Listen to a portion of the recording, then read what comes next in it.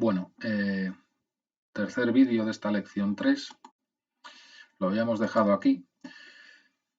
Simplemente indicar que con respecto a la relajación del acero de armaduras activas, no es un fenómeno que se produce por altas temperaturas, sino que ya veremos qué micromecanismos hay detrás de eso, sino que en este caso se produce a temperatura ambiente, que no es alta temperatura para el acero, debido a otros procesos totalmente diferentes, que tienen que ver con que en la fabricación de este tipo de armaduras activas, de este acero de alta resistencia, se introducen de forma artificial, a través de grandes cantidades de formación plástica, se introduce un número muy elevado de dislocaciones.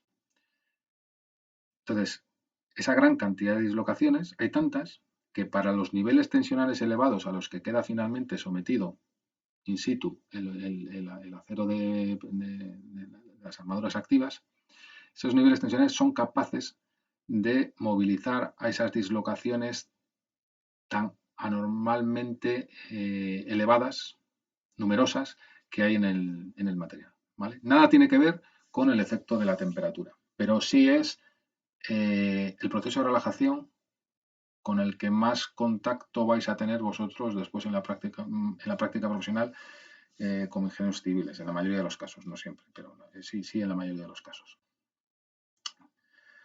Seguimos. Diseño e influencia.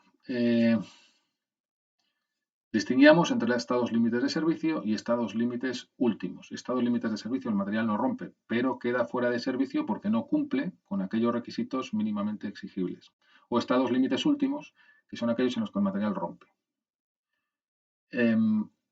Estado límite de servicio. Por ejemplo, tenemos un componente, un álave de un motor de un avión, que por fluencia se va deformando. Entonces llega un momento que eso genera ruidos, vibraciones, etcétera. Nadie se va a montar en un avión en el que haya ese tipo de situaciones, ¿no? De vibraciones, incomodidad, etcétera.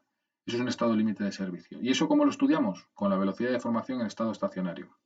Si fijamos una deformación máxima admisible, será igual a la velocidad de deformación en estado estacionario por el tiempo que ha de transcurrir hasta que se alcance esa deformación máxima. Es un análisis sencillo una vez que conocemos la velocidad de deformación en estado estacionario, que se obtiene a partir de las fórmulas que hemos visto en los vídeos anteriores.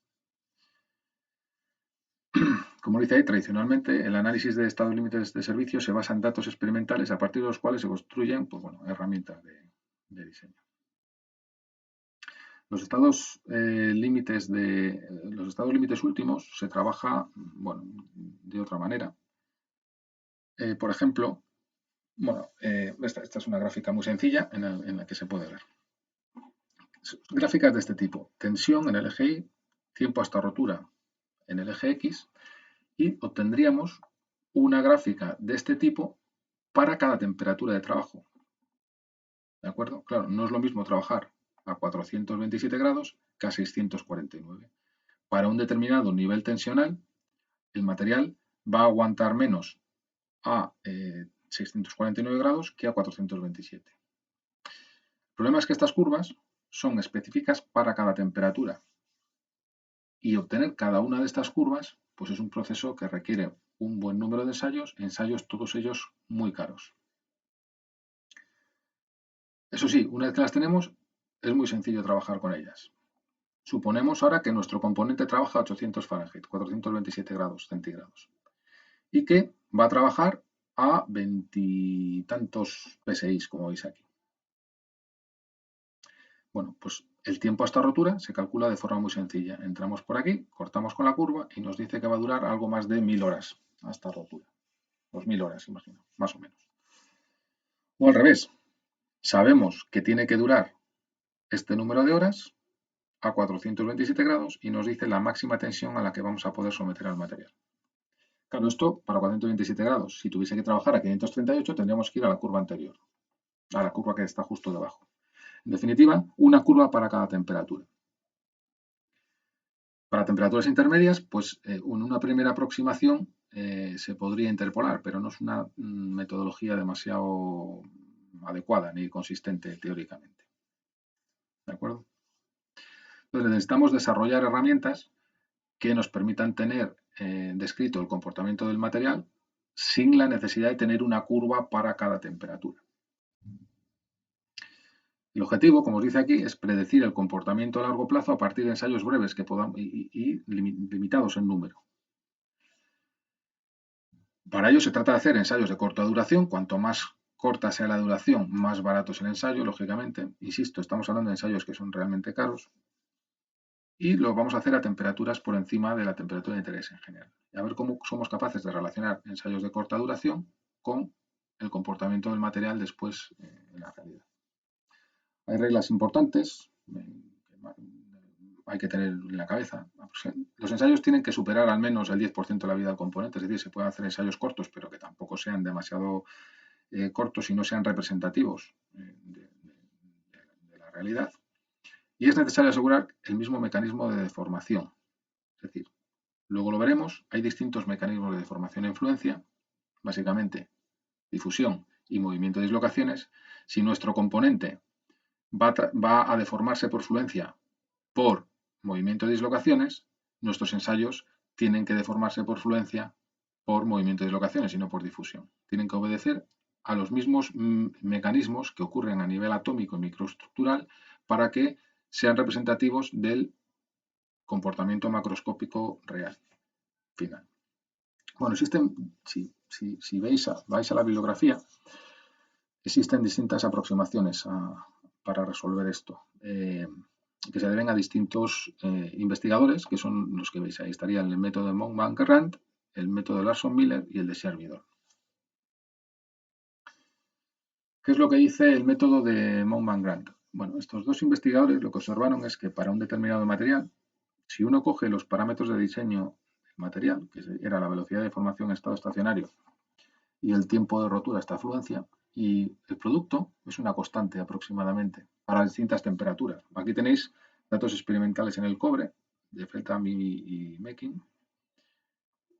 Representaron a distintas temperaturas la relación entre la velocidad de formación en estado estacionario y el tiempo hasta rotura.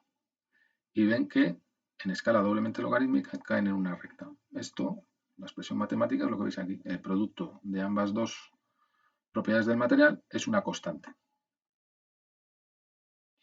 Bueno, esto nos sirve en el diseño, pues generando curvas, como la que veis aquí, en la cual tenemos distintas variables. La temperatura de trabajo, la velocidad de formación estacionario y el tiempo hasta rotura. Fijando dos de ellas, pues determinaríamos la tercera.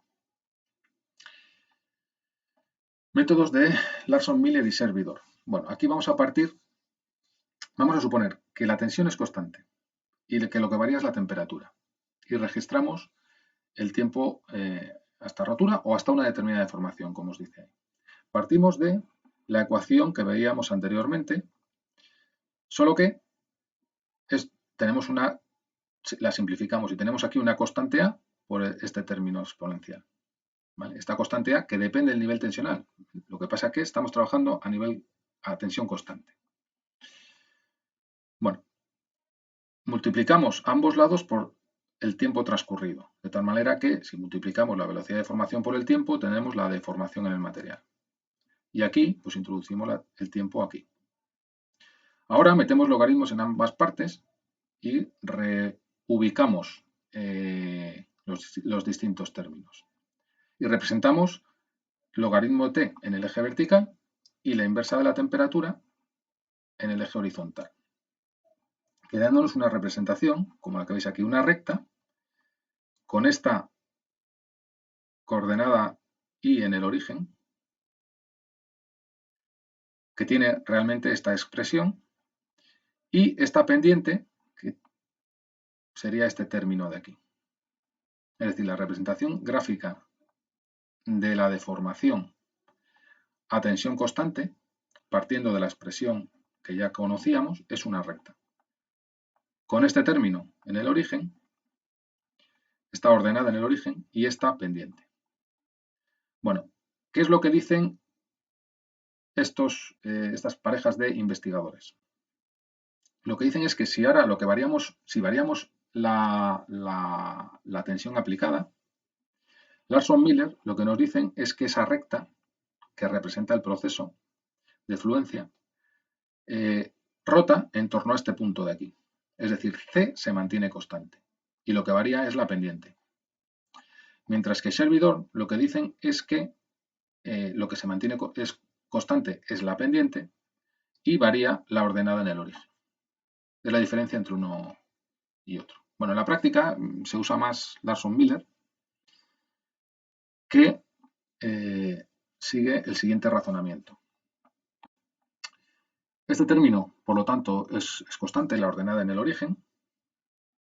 La ecuación resultante, por lo tanto, es esta, con este término, insisto, constante.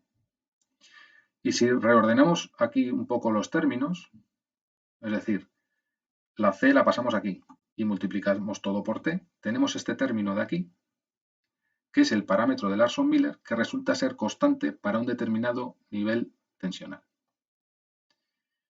Es decir, el parámetro Larson-Miller, que es el producto de la temperatura de trabajo por una constante C del material más el logaritmo de tiempo hasta rotura, es constante para un nivel tensional. Esto tiene una serie de consecuencias. Por ejemplo, dos ensayos realizados con la misma tensión tienen, por lo tanto, el mismo parámetro Larson-Miller. Perdón, realizados a la misma tensión y distinta temperatura. Tienen el mismo valor del parámetro Larson-Miller. Esta relación, el parámetro Larson-Miller, se obtiene experimentalmente. C es un valor más o menos conocido, está entre 20 y 22 para los metales. Y lo que nos permite este parámetro de Larson-Miller es tener, bueno, pues las distintas curvas que tenemos a distintas temperaturas. Vuelvo a esto que teníamos aquí. Todas estas curvas que tenemos una para cada temperatura, colapsan en una única curva. Con lo cual, a la hora de definir el comportamiento del material, no tenemos que definir experimentalmente una curva para cada temperatura, sino que reducimos ese esfuerzo experimental a una única curva que nos permite conocer el comportamiento del material para cualquier combinación de temperatura y tensión de trabajo.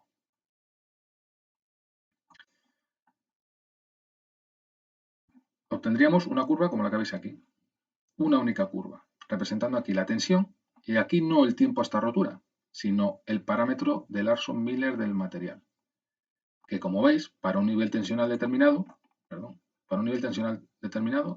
200 megapascales, pues tiene un determinado valor, 23.000 aproximadamente. ¿Vale? Y esto nos permite hacer ejercicios muy sencillos. Ya veremos cómo solucionamos más adelante el tema de la resolución de ejercicios. Roberto os los irá subiendo resueltos a la plataforma de Moodle. Pero vamos, por ejemplo, ¿qué es lo que haríamos en el primer caso? Nos dice, a la luz de la gráfica que se ofrece, determinar la tensión máxima de trabajo a la temperatura de 1100 grados para evitar la fractura de la misma durante 10 horas. Es decir, tiempo hasta rotura, 10 horas, temperatura de trabajo 1100 grados. Bueno, pues no tenemos más que meter aquí los 1100 grados en grados Kelvin, es decir, habría que sumarle 273. Nos da el parámetro de Larson-Miller que resulte. Entramos aquí. Habría que meter también, perdón, el tiempo hasta rotura aquí, 10 horas. Entramos en la gráfica y nos da la máxima tensión de trabajo que podemos aplicar. El caso 2.